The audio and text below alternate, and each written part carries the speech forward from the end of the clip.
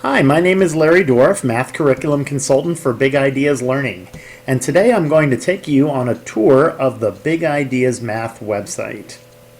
The Big Ideas Math website address is www.bigideasmath.com. Again, www.bigideasmath.com.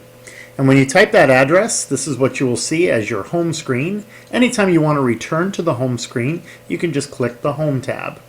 Directly to the right of that is the Teacher tab, and this will house all of your teacher resources. Then you have a Student tab, which has all of the student resources available to your students both at home and at school. A Parent tab, Professional Development tab, and our Big Ideas Math blog. What I'm going to do first of all is help you to register for the online resources. Once you've done that, then you'll be able to log in and you'll be ready to access all of the resources available both for teachers and students. So let's go ahead and come up to the right hand corner of the screen. I'm going to click Register, and here you're going to be asked to type in your 12-digit registration access code. The access code will be provided for you by your district administrator or your math supervisor at your district. If you did not receive a registration code, I would recommend contacting either your math supervisor or your building administrator or district administrator to get that code. Once you type in your access code, click the word Continue, and it will ask you to provide your name and your email address and your school name, and then also create a username and password which you'll use from then on to access all of the resources. So once you've done that, then you will no longer need that 12-digit registration code.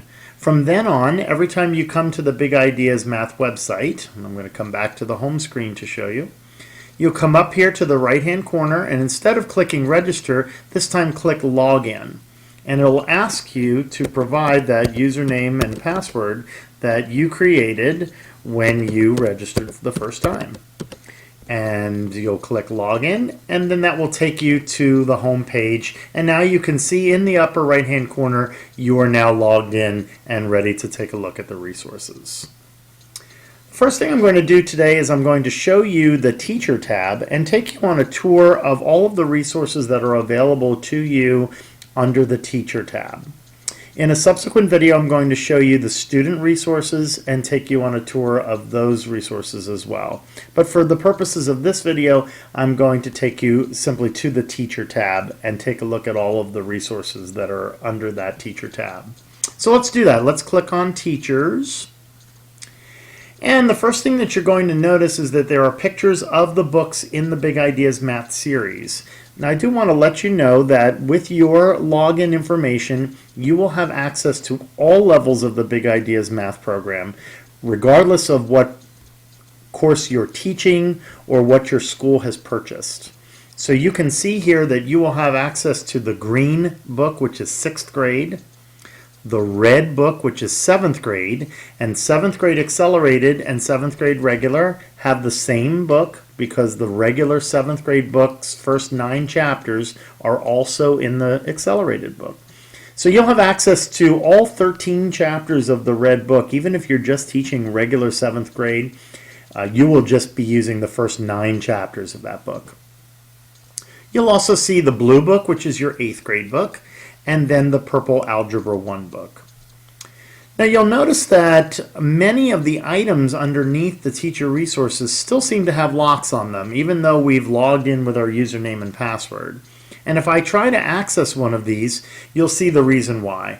It says that you must select your book in order to view this content. So many of these items are book specific. So let's come back up to the screen, and if I click on the green 6th grade book, you'll notice that all of your arrows have now turned to green. The same thing will happen if I click my red 7th grade book, my blue 8th grade book, or my purple Algebra 1 book. Let's come back to the green book, and for demonstration purposes for today, I'm going to use the 6th grade book to demonstrate the resources available, but they are available in all 4 levels of the textbooks. So first of all, let's take a look at the categories that you have underneath the Teacher Resources tab. The first one is called Teacher Lesson, and of course these would be all of the resources that you would use as you're teaching your lesson during the class period. Plan your lesson. Plan your lesson would have all of the items that you would use as you're creating your lesson plans and looking for resources for your students to differentiate and so on. Response to intervention, RTI, have all of your remedial resources available to you, both for planning purposes and for teaching. Your additional student tools are some of the items that are on the student tab but are also available here on the teacher tab for you. And a separate category called additional support for the Common Core State Standards, which provide not only the standards but some other items that we're going to take a look at a little bit later on our tour. So let's come back up to the top of the screen and let's start with Teach Your Lesson. And under Teach Your Lesson, the first item that I'd like to take a look at with you is called the Dynamic Classroom. The Dynamic Classroom has everything that you need to teach your lesson all in one place. All of the resources that you're looking for as you're conducting your daily lesson is right there in one spot. So you don't have to jump around from place to place as you're accessing these resources. So let's take a peek. Let's click on Dynamic Classroom. And it's going to ask you to choose your book, and I'm going to pick the green book for 6th grade. All of your chapters are going to appear here, so let's click on Chapter 1, for instance. And under Chapter 1, you'll see the chapter opener, and each of the sections in the book are listed here. So to access the resources, let's go ahead and take a look at Chapter 1, Lesson 5. So this is Section 1.5 called Using Formulas to Solve Problems. Now, what you're looking at on the screen, in the middle of the screen, is the student textbook. This is a static version of the textbook. As you scan down the page, you'll see this is your activity. Remember, the first day is the activity day. And so here's the second page of that activity. Then we're going to look at the lesson. And here's the lesson, second page of the lesson. And then your exercises for that same section. So the entire textbook's pages for that particular section in the book, section 1.5, right here in the middle of the screen. You can make that larger or smaller if you like, but you have that available to you. Now keep in mind that all of the things that I'm going to show you on this site for the Dynamic Classroom is electronic, whiteboard, interactive. So whether you have a smart board or Promethean board or another type of electronic board, you'll be able to use all of these resources with that device. So over here on the side, you'll see there is a list of all of the different pieces that I have available as I'm teaching this lesson. The first thing you're going to notice here is what we call the mathematical practice poster. And the mathematical practice poster will appear on the screen, and that will show you one of the 8 mathematical practices and how they might relate to what we're getting ready to talk about today. So this one is talking about looking for and making use of structure, because the lesson that we're getting ready to talk about today involves looking at structure. You'll also find that there is the mathematical standards, the Common Core standards listed here. So not only the Common Core standard for mathematical practice, which we've identified as being mathematical practice number 7, but also the Common Core standards that are involved in this particular activity. You'll see the number and letter combination listed here, but the standards in its entirety over on the menu. So now you're getting ready to start your first period of class, getting ready to start this activity, and perhaps you'd like to do a little warm-up activity with your students. I can click on warm-up, and a nice warm-up activity will appear on the screen. They come up one question at a time, so you have the question. You can click, and every time you click, another question appears. Once you've clicked on all of the questions, and of course you can provide this for your students one question at a time or all of the questions all at once, your last click on the screen will give the answers. So a nice little warm-up activity to get the students started before they get ready to do this first activity day. Also have what we call a Start Thinking activity. So the Start Thinking activity is a way to introduce the lesson to get the students starting to think about this concept and what we're going to be talking about during this activity and what their exploration will be all about. Then you will have also the warm-up and the start thinking for the second day. Now remember, the second day is the lesson day. So the students have already done the activity, and now they're on day 2, and they're working through these activities or these questions to show you what they know, what they've been able to discover from the activity. Great piece of formative assessment, because this will give you some guidance as to what you need to do on that second day, that lesson day. Do I need to do some more problems for practice with the students, or do they seem to have the idea from the activity the day before? And of course, just like on the first warm-up, when I click, the answers will pop up automatically. I have another start thinking activity that I can use. We've already talked about some of these, so now we can go into a little bit more detail as we're getting ready to do the lesson day. The Record and Practice Journal is the student's consumable book, and remember that each student would be able to have a copy of this, or if your district has chosen not to get the Record and Practice Journal as a consumable, the pages are printable. So the students will be able to print the pages, and you can as well. But this is the Record and Practice Journal, and this is where the students record the information as they're doing this activity. So under this activity, using formulas to solve problems, their essential question is, how can you use formulas to find the area of an object with an unusual shape? And here they'll be able to record the information as they're figuring out the names, the formulas, and the areas of these objects, and then as they continue to do the activities in the book, there's a place for them to record that information. This is important because we know that we want the students to go deeper with their understanding of mathematics, and so we want to provide a lot of space for them to show their work, to do their writing and explaining and justifying and so on.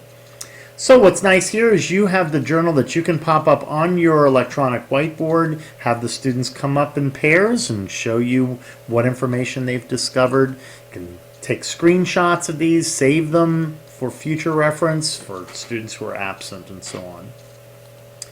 All of the manipulatives that are with the program are electronic, and they are located here in your dynamic classroom as well. So for instance, in this particular activity, we're asking the students to use these rongrams, which are very much like tangrams, these rongrams to do some of these activities and make those discoveries about how do you find areas of unusually shaped objects. So here the students have an opportunity to manipulate these pieces. They can flip them, they can rotate them, and maneuver them around so that they make the object that you're looking for. They also offer help, so if you're struggling with using this manipulative, you have some help involved. Students have these available at home too, so when we look at the student resources, we'll notice that these manipulatives are available for them as well. All of the examples from the textbook, you're going to notice, are also here. Example 1, Example 2, Example 3, and so on.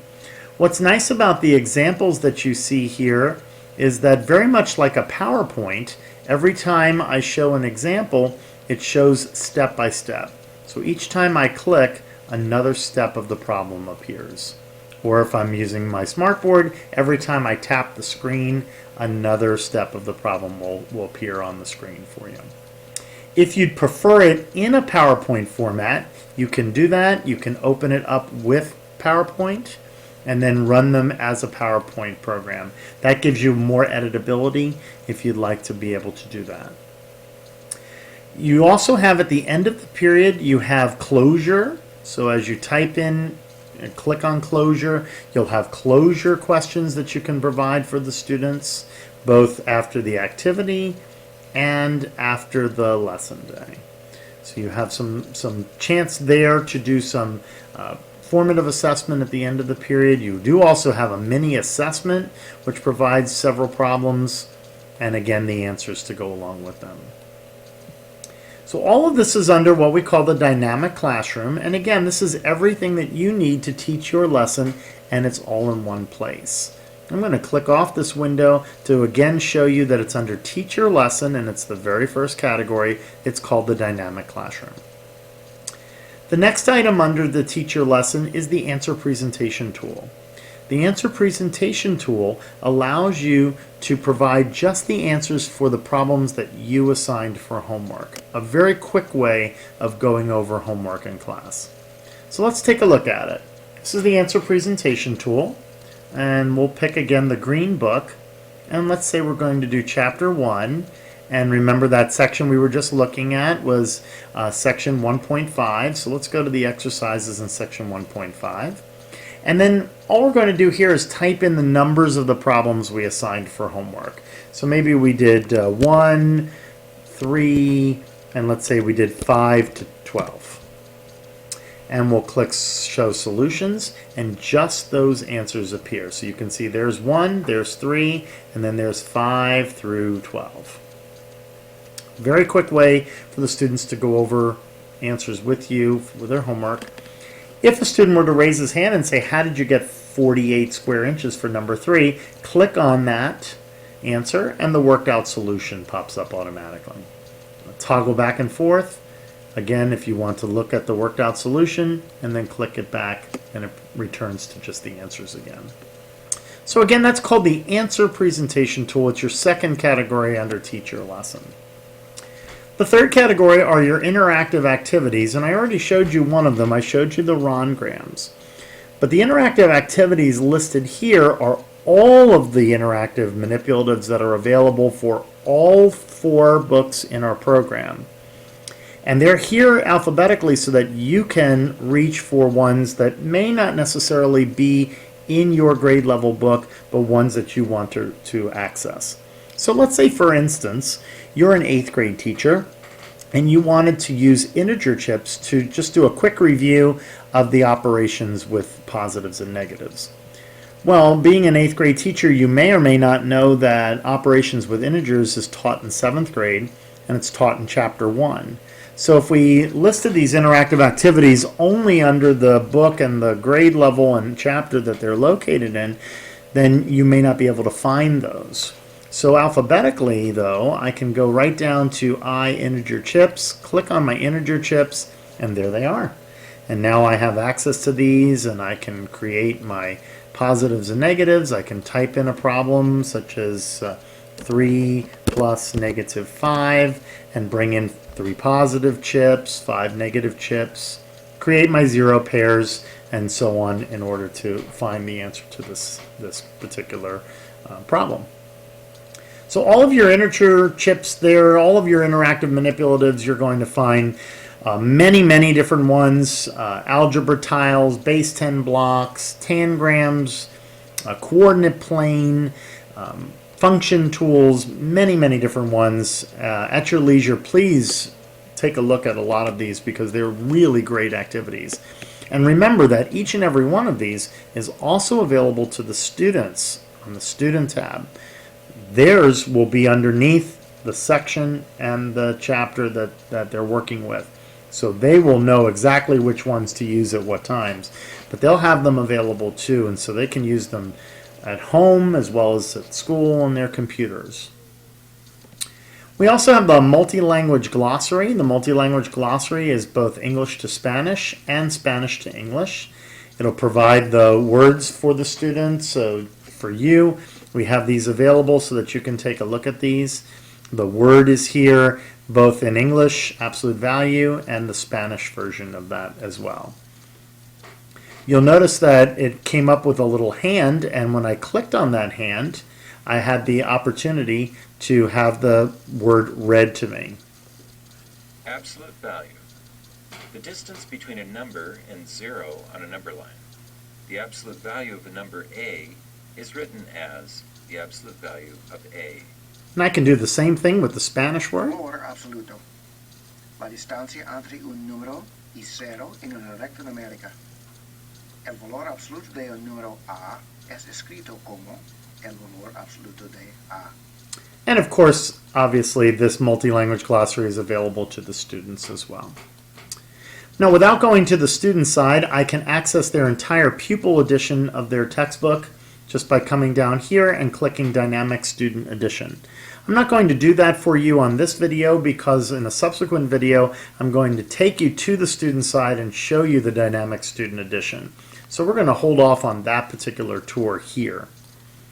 The next one is the Record and Practice Journal, and remember you saw that in the Dynamic Classroom. That's the consumable that, again, your district may or may not have chosen to provide you along with the program. But the Record and Practice Journal is here. It is printable. And one nice thing about accessing the Record and Practice Journal here under Teacher Lesson is that you're going to notice that it's editable. You'll see that underneath each chapter we've provided both a PDF version and a Word version. So if you just simply want to access the Record and Practice Journal pages, print them and go, you've got the PDF version. If you'd like to make changes to them, add questions, edit them, change directions, and so on, you have the Word document, which you can then make changes, save it to your desktop, save it to a flash drive, save it to your network folder, your choice. In the Record and Practice Journal, in the back of the journal, there are cutout manipulatives. In the students' Record and Practice Journal, they are black and white, and they're on regular paper.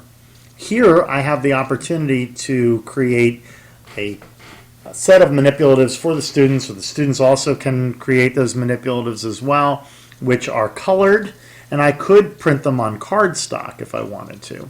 So for instance, here are those rongrams that you saw in Chapter 1, Section 5, as the students were discovering how we can find areas of unusually shaped objects. And as I scan down, you'll see there are base 10 blocks available. Again, the students have these in the back of their journal, but if you're looking for colored ones that you can make on cardstock, you will find those here as well. This is a game that the students are going to play for Chapter 4, Section 3 called Math Card War, and so on. So those cutouts are available here as well as on the student side. There are chapter reviews available in Spanish, so at the end of every chapter, if you're looking for a resource for your Spanish-speaking students, they are listed right here for you. Study Help Graphic Organizer Answers. These are the study help pages in the middle of every chapter. In the student book, there is a graphic organizer introduced, and then there are some practice questions for the students to answer where they have to create and use those graphic organizers. These are the answers to those. So they're listed here by chapter. Your entire teaching edition is here. All of the front matter, that's all the information prior to Chapter 1 is here, as well as all the chapters in the book. And all of the additional topics, the selected answers, and the vocabulary index, everything is listed here that's in your teaching edition. So all of the pages of your teaching edition will appear here as well. All you have to do is just click on one, and it'll just take just a moment to pop up that information for you. And once you see the teaching edition, then you'll have full access to it. You'll be able to look at all of the different pages, access all of the information that's provided on the teaching page, Lori's notes, and all of the English language resources and the additional support that comes along with that. So that will appear here. This will be under your teaching edition pages, which you'll see just momentarily as it's coming up on the screen. So here's your teacher pages. This is for Chapter 1, and you can see the chapter opener here, and you can page through. You'll see, remember that this side is your student side, and on beige is your matching teaching page. So again, as you're looking at your lessons, here on the left is exactly what the students see, and then the beige page is going to give you those Lori's notes. And so you have full access to all of the pages of your teaching edition. You have access as their PDFs to print any of the pages that you like, if that you would find helpful.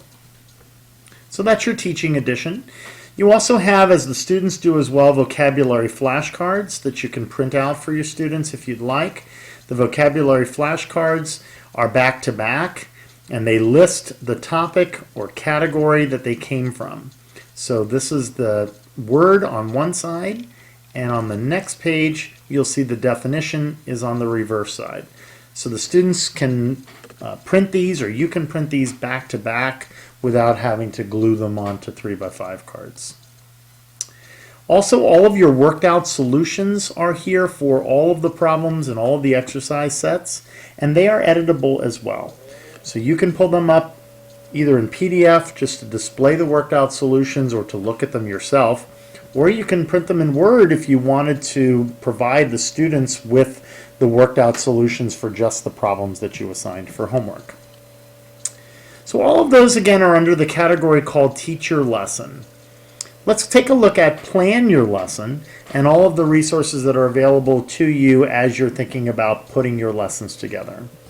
The first thing that you're going to see under Plan Your Lesson is called the Focus on Mathematical Practices. These are completely editable as well, and so if I were to click on Chapter 1, what I'm going to see here is available what mathematical practices I'm working with each of the sections and how I can introduce or talk about those practices throughout that section.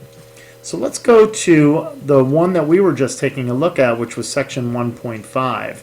And remember that the mathematical practice we identified as being key in this section is number 7, which was look for and make use of structure.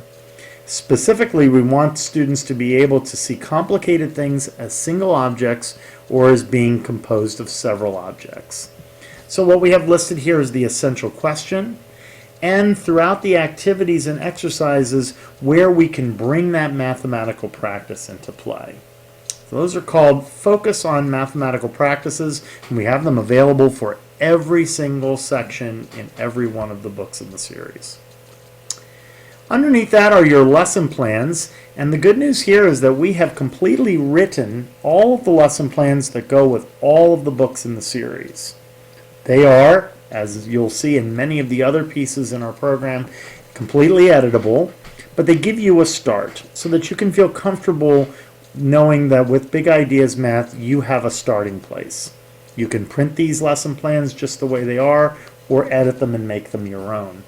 So if I click on Chapter 1, you'll see here this is the chapter opener, and then each of the sections in the book. So I'm going to go down to section 1.5 because that's the one that we were looking at, and just kind of take a look at some of the pieces that go along with this particular lesson. When I get to section 1.5, the first thing I'm going to see here is the topic, using formulas to solve problems. My essential question, how can you use formulas to find the areas of an object with an unusual shape? You'll see your objective, your vocabulary, your previous learning, the materials that you're going to need, how long is it going to take.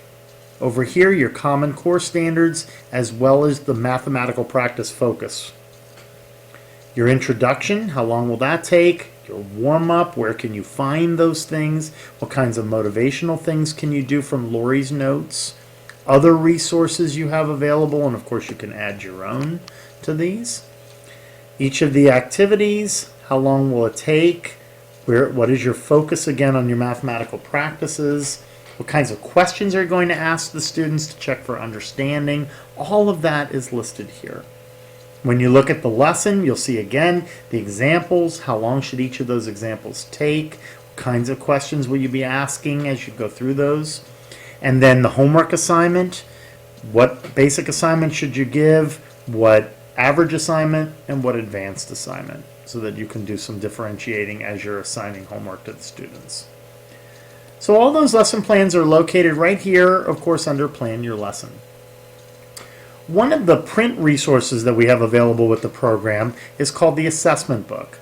And the assessment book has pre-made quizzes, tests, alternative assessments, authentic assessments with rubrics included, pre-course, end of course tests, and so on. All of those pages from the assessment book are all right here under Plan Your Lesson, and as you can see, they are editable. Your chapter at a glance is going to be a great tool for you to use as you're planning your lessons and thinking about what kinds of additional resources you want to pull in as you're planning each of those lessons. So what I'm looking at here are each of the sections in Chapter 1 of the Green Book. So if I'm teaching that section 1.5, I can see right away down the column I have manipulatives available, I have a warm-up and start thinking from my resource book, I have extra practice, I have enrichment, I have puzzle time puzzle, which I'm going to show you in a moment, financial literacy activity, I have lesson tutorials, and so on. As I'm looking down the column, I can see all of the resources that I have at my fingertips for section 1.5 that I'm getting ready to teach. I also have a complete materials listing here, and so this will share with you what kinds of materials are you going to need, and it's listed by chapter.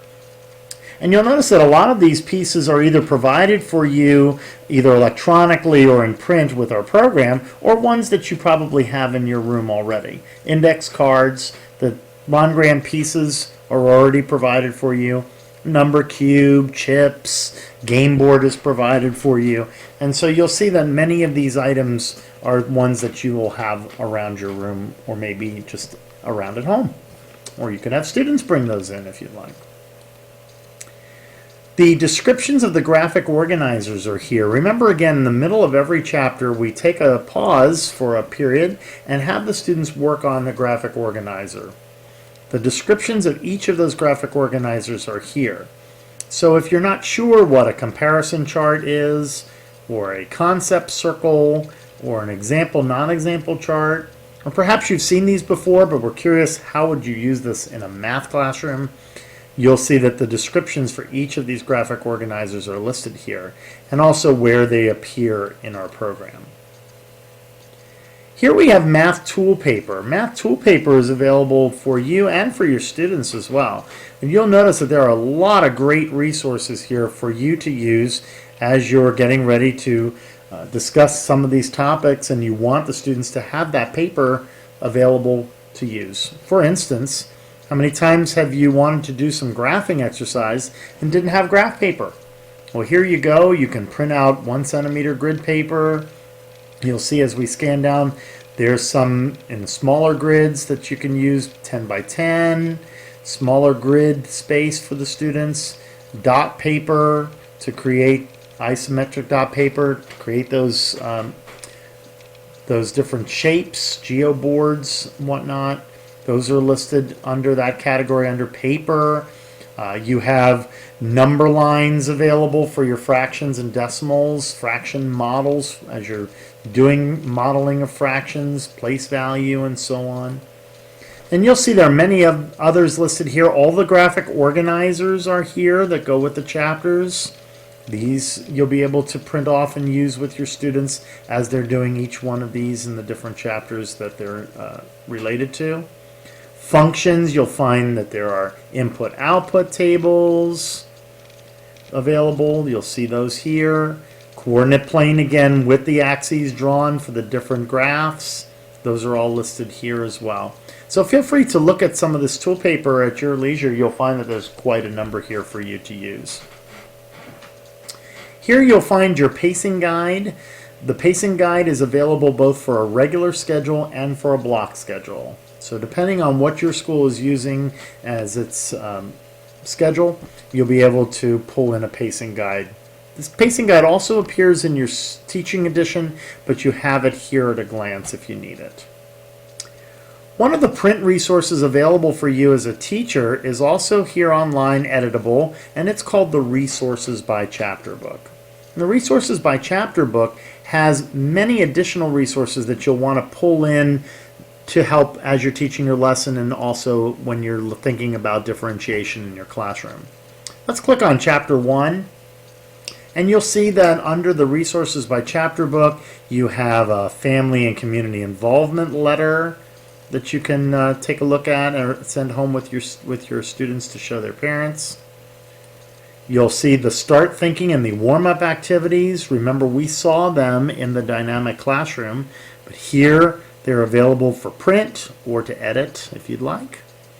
We have 2 levels of practice. Practice A, a little bit easier.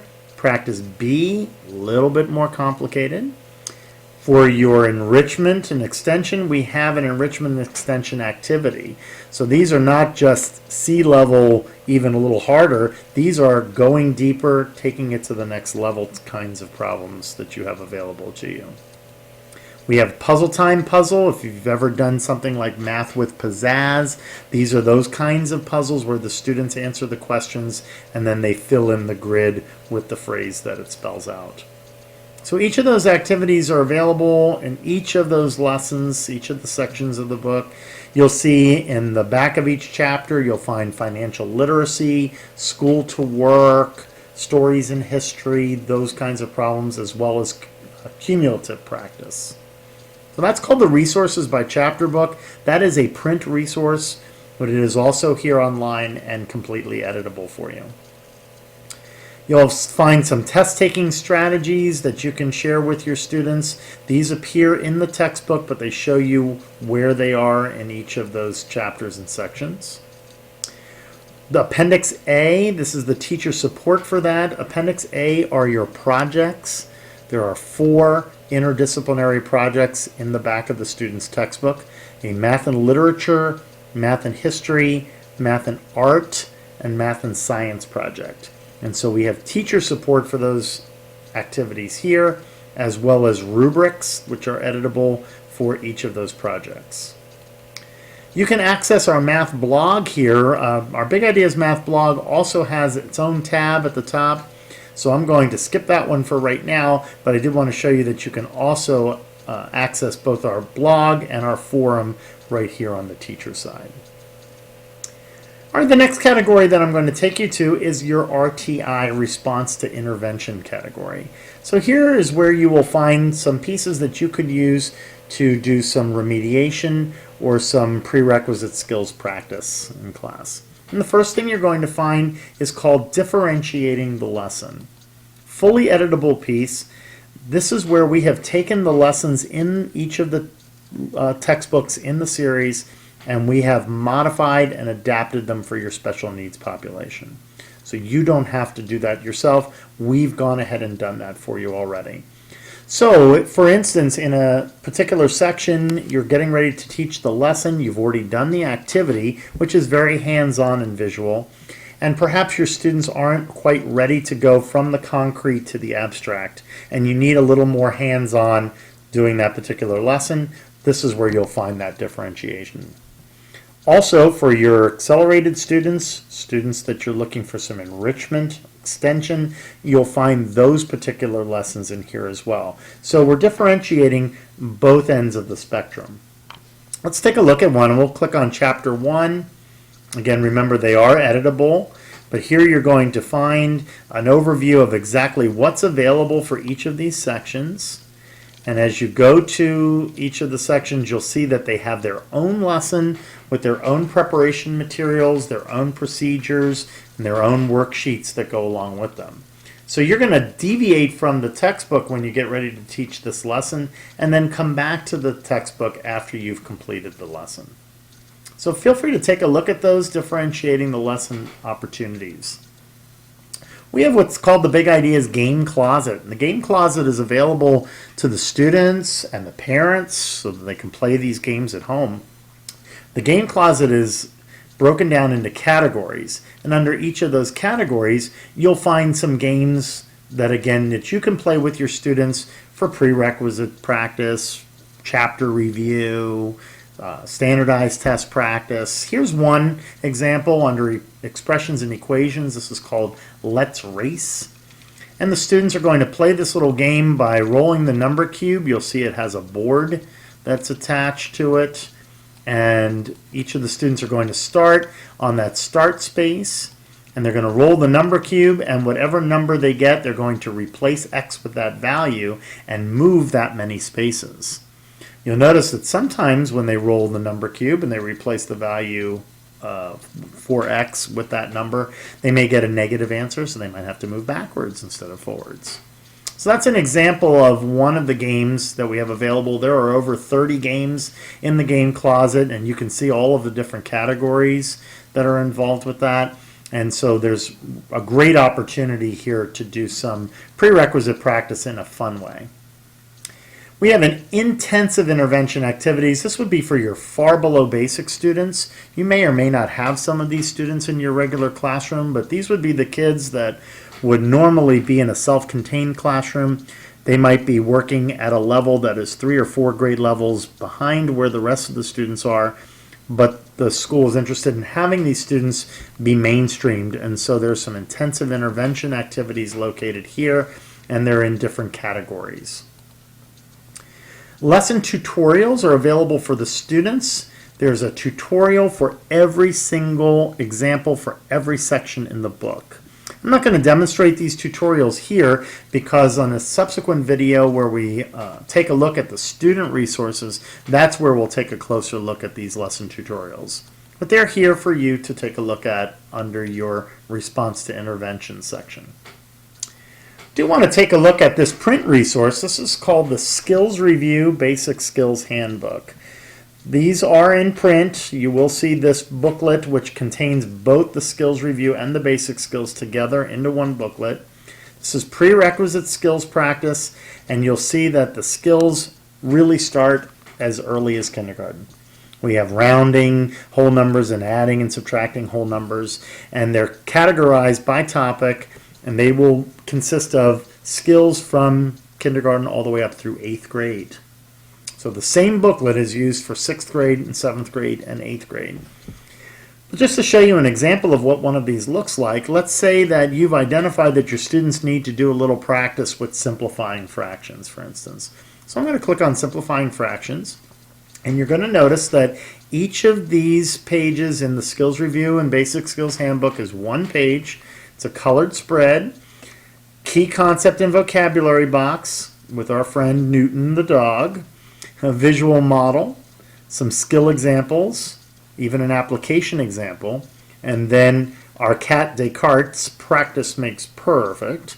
And so there's some practice problems for the students to work on after they've gone through the examples at the top of the page. So this is designed for the students to get some review of this topic, simplifying fractions. We're not going to reteach this topic as if the students never saw it before. We certainly want to provide some prerequisite practice for those kids. So these are designed in the Skills Review Handbook for kids who are on level but just need that prerequisite practice. We also provide a Basic Skills Handbook. And the Basic Skills Handbook has the same topics, but these would be for below level students still needing that prerequisite review. So I'm going to click Simplifying Fractions, and you'll see the difference. You can see that on this page we have one solid key concept vocabulary box, and then Descartes' practice makes perfect is scaffolded. So the students can demonstrate for us step by step as they go through the process of simplifying the fractions. Of course, you're not going to see 15 problems on this page because a below level student is going to take as long to do these 5 problems as your regular students are going to take to do 15. And so we have these available as well, and both of these are under your Response to Intervention, Skills Review, Basic Skills Handbook. Students have these available on their site as well, so at home parents and students can work together on some of these prerequisite skills. Alright, over on additional student tools, you're going to find your graphic organizers are listed here, progress checks and test practice. Again, we're going to take a look at this when we look at the student resources, but the progress check, I should say, and test practice are opportunities for the students to do some online review where it will be graded automatically for them and scored so that they can see how they did. Last category is the additional support for the Common Core state standards. The first thing you will see here are the Common Core standards listed, and they're from the Common Core Standards Initiative website. So this is taking you to the website corestandards.org, where you can take a closer look at each of the grade levels and the Common Core standards as they're listed by corestandards.org. Underneath that, you're going to see several categories. These are your main categories for the Common Core: ratio and proportional relationships, number system, expressions and equations, geometry, and stats and probability. Underneath each one, we have listed each of those ratio and proportion relationships, the RP, the NS, the EE, the G, and the SP. And underneath each of those, we have performance tasks. There is a performance task for each and every Common Core state standard. The performance tasks are completely editable, but the performance tasks are 2 pages in length. The first page you're going to see here is the actual performance task that the students will complete. The second page is the Common Core Standard and a grading rubric for you to score that performance task. So again, each and every one of the Common Core State Standards has performance tasks listed underneath each one. So you have those available to you as you're thinking about incorporating those performance tasks for the Common Core Standards into your daily lessons. So again, this is the Teacher tab for BigIdeasMath.com. I hope that you found this helpful. If you need assistance with any of the items under the Teacher tab, you will find that there is help available. If I go down to the bottom of the screen, you will see there is a technical support place. And under technical support, it shows that you can email us at bigideaslearning.com for technical support help via email, or you can call us. We're available 8 to 5 Eastern Time, and someone will be able to answer your call and answer your questions via phone call when you need technical support. So again, this is the bigideasmath.com website, and this is the Teacher tab. I'll be doing another video on the student resources. Thank you for joining us, and I hope you found this to be a helpful experience.